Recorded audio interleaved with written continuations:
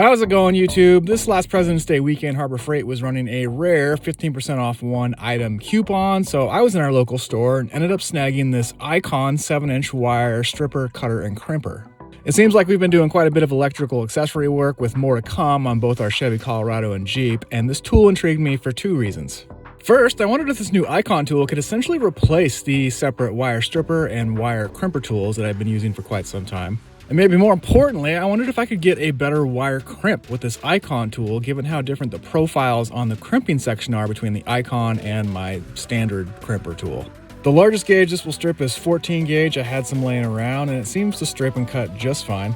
I crimped ring terminals on to each end of the wire, one with the Icon tool and one with my old tool, and while both produced solid crimps that withstood the pull test, you can see that the Icon tool seemed to damage or mar the insulation around the connector more than my old tool.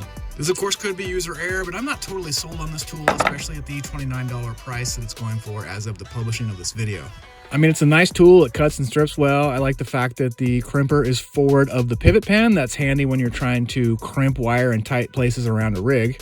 I could see this tool coming in handy for a Jeep or Overland Trail tool bag, and you want to have one tool in there that's useful for splicing and repairing electrical wire. That's probably what I'll use this one for, but outside of that, I'm going to say this tool is a pass for me. Thanks for watching Trash Panda Garage. Until the next time, get out there, build something.